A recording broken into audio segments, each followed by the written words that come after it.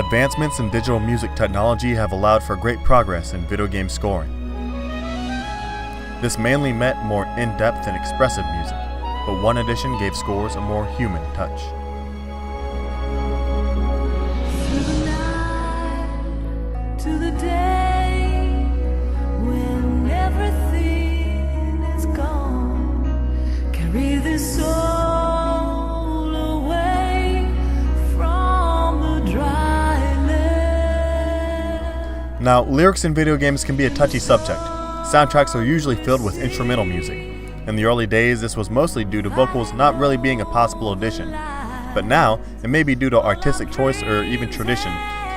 That is to say, historically, since video game music has not included lyrics, composers usually continue on with this trend.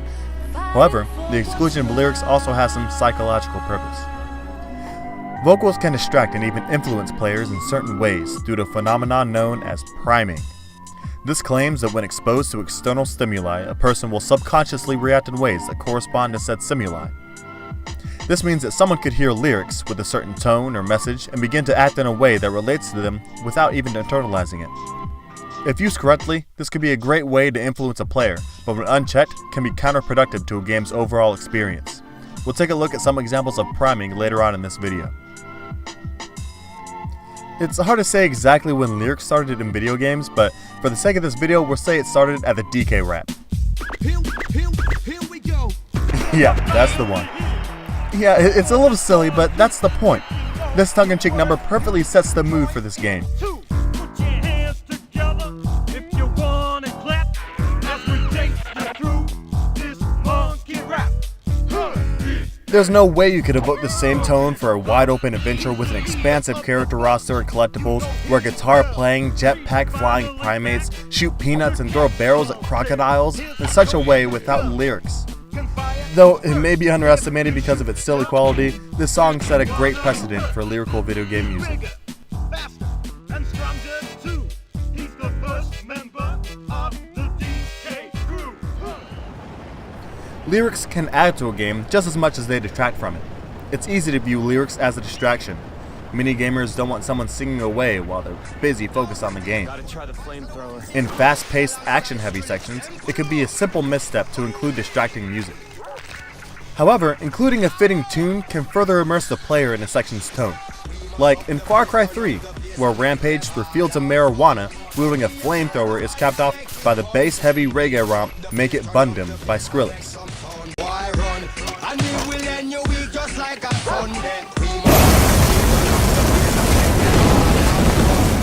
This draws parallels with dubstep, sometimes being associated with recreational marijuana use, as the player gets increasingly high as the mission progresses.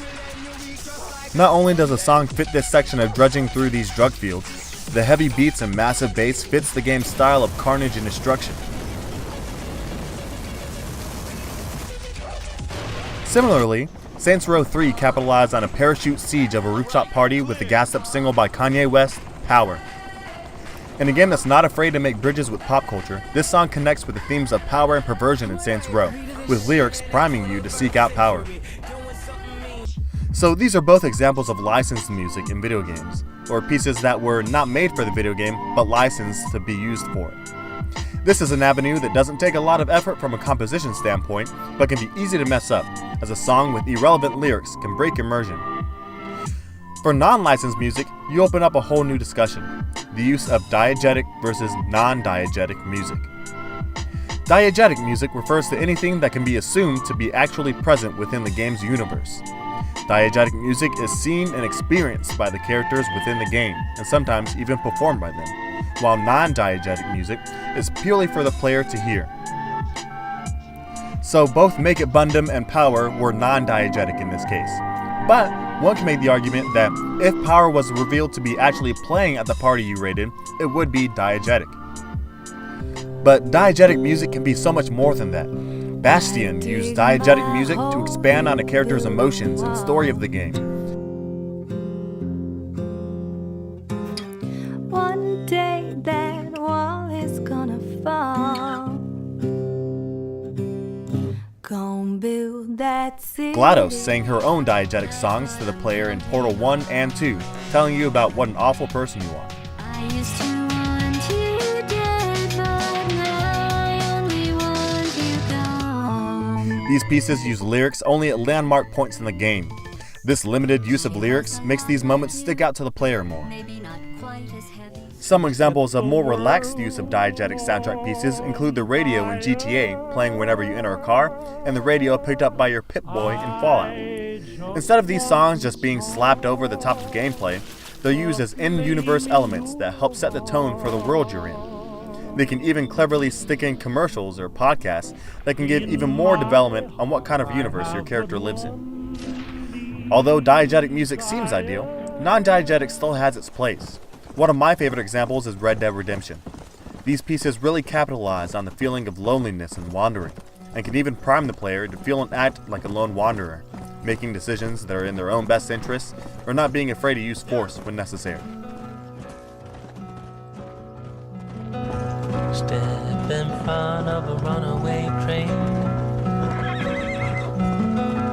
just to feel alive again. Non-diegetic music is also used great in trailer music, most notably Borderlands and Oh No You Didn't from Mercenaries 2.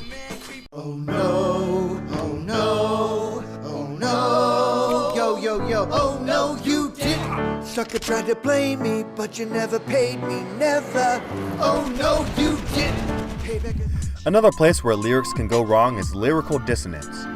This is where a song's lyrics greatly contrast the song itself or the game it's representing. This is where most non-diegetic music fails, especially licensed songs.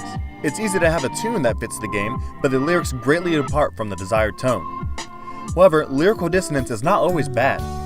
Still Alive and Once You Gone, from Portal 1 and 2 respectively, can both be considered lyrically dissonant, as the songs can sound like a love ballad or an upbeat tribute, but actually have lyrics that express disdain, making for a dynamic and creative song.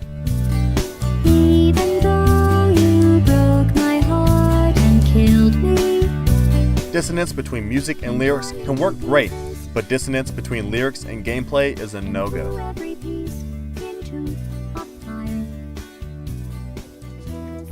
So, what's right and what's wrong? As with all art, it's subjective. Personal preference and artistic choice are the biggest factors here, but there's a lot more at play. There's no reason that diegetic music should be preferred over non-diegetic or vice versa. There's room for both. The key to including lyrics in video games is using these tools, diegesis, priming lyrical dissonance, to their greatest advantage. Captivating music does more than just entertain, it influences, it tells stories. When building a world, a narrative, an event, the story needs to not only be carefully constructed, but also effectively shared. Although great composers can tell a story with instruments alone, that doesn't mean that using lyrics is taking the easy way out. If anything, lyrics can add a whole new level of depth and consideration that can launch a world's lore into a whole new space. So consider that these words hold meaning, that lyrics are merely another instrument added to the already robust symphony that tells the story of a video game.